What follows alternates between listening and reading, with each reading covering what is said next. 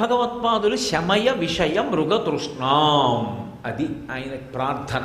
ఈశ్వరా, ఈ శమము ఇంద్రియములను నిగ్రహించుట అనేటటువంటిది లేకపోతే, ఇంద్రియములు సుఖాన్ని కోరుకున్నాయని, అన్నిటికన్నా ప్రధానమైన ఇంద్రియం ఏది అంటే కన్ను. సర్వేంద్రియాణం నయనం ప్రధానం సర్వస్య గాత్రస్య శిర ప్రధానం అని. నయన నాయక, ముందు కన్ను ఎడుతుంది, కన్ను చూస్తుంది దేన్నో అంతే, ఇక దాని వైపుకు అనురక్తి పొందుతుంది మనస్సు. నిగ్రహించడం చేత కాలేదనుకోండి, అటువైపుకు పరిగెడుతుంది. తప్పుకి ప్రారంభం అక్కడ ఉంటుంది. వశపడిపోయాడో, ఇక దాని మీదే ఆసక్తి పెట్టేసుకున్నాడో, దాన్ని లౌల్యం అంటారు సంస్కృతంలో. ఆ లౌల్యములకు జారిపోతే, 5 ఇంద్రియములతోటి లౌల్యంలో పడిపోయాడు అనుకోండి, మనసు ఒక మత్తులో ముంచేస్తుంది మనిషిని. అస్తమానం మార్చి మార్చి వీటితో సుఖాలు అడుగుతుంది. మీరు ఇవి చాలా జాగ్రత్తగా గమనించాలి. అందుకు శంకరాచార్యులు వారి మాట అంటున్నది, ఇవి నిజంగా సుఖానికి పరాకాష్ఠ అనుకోండి, అప్పుడు అభ్యంతరం లేదు ఇంద్రియాలతో అనుభవించడానికి. నేను ఈ కంటితో చూస్తే ఎంతో నాలో సంతోషం పొంగిపోయి ఉద్వేగం కలుగుతోంది అనుకోండి, అదే పనిగా అలా చూస్తున్నాను అనుకోండి, అది నా చేత, నాలో కలిగినటువంటి ఉద్వేగం చేత మరింత బలహీనతని ఏర్పాటు చేసి శక్తి క్షయమైపోయి దానివల్ల ఇబ్బంది పొందేటటువంటి పరిస్థితి వైపుకు జారిపోతాను నేను.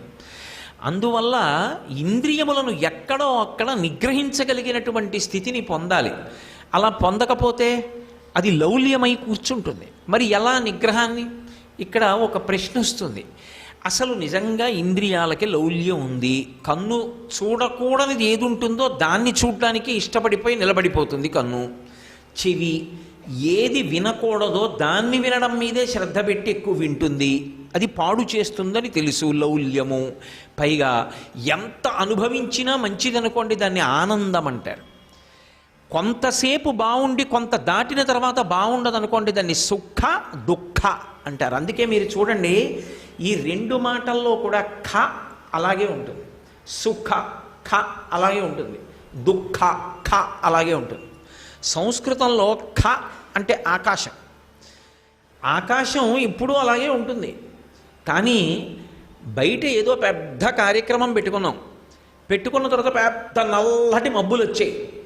నల్లటి మబ్బులు వస్తే ఆ మబ్బుల్ని చూసి వ్యవసాయదారుడు అన్నాడు, అబ్బా ఎన్నాళ్ళకి రాయి మబ్బులు వస్తున్నాయి, ఎన్నాళ్ళయిందో చుక్క వాన లేక ఎదురు చూస్తున్నాం, పెద్ద వర్షం పడితే బాగుండన్నాడు. ఆయనకి సు బాగుంది, ఆయనకి ఆకాశం. బయట కార్యక్రమం పెట్టుకున్న వాడికి పూర్ణాహుతి పెట్టుకున్నాడు, 1000 మంది వచ్చేసారు, పెద్ద మబ్బేసింది, దుఃఖ అమ్మో వానపడిపోతుందో ఏమిటో, ఏమైపోతుందో పూర్ణాహుతి. ఇప్పుడు ఈయనకి బాధాకరమైంది. అలాగే ఉంది, దానికి సుఖం లేదు దుఃఖం లేదు. అలాగే ఉంటుంది. ఆకాశం అంటే పరమాత్మ స్వరూపం, అది ఎప్పుడు అలాగే ఉంది. నీ మనసుకు బాగుంటే సు, నీ మనసుకు బాగుండకపోతే దు. కానీ ఒకరికి బాగుంది ఒకరికి బాగులేదు అన్న మాట లేకుండా, కొంతకాలం అనుభవిస్తే బాగుంది, అది దాటి అనుభవిస్తే బాగుండదు అనకుండా, ఒక కాలమునందు బాగుండి ఒక కాలమునందు బాగుండకుండా, ఒక దేశమునందు బాగుండి ఇంకో దేశమునందు బాగుండదు అనకుండా, కాలముతో దేశముతో సంబంధము లేకుండా తీసుకున్నటువంటి, ఎంత తీసుకున్నారు అనేటటువంటి పరిమాణంతో సంబంధం లేకుండా ఎప్పుడూ సంతోషాన్ని ఇచ్చేది ఏదో, అది సుఖము కాదు, ఆనందం.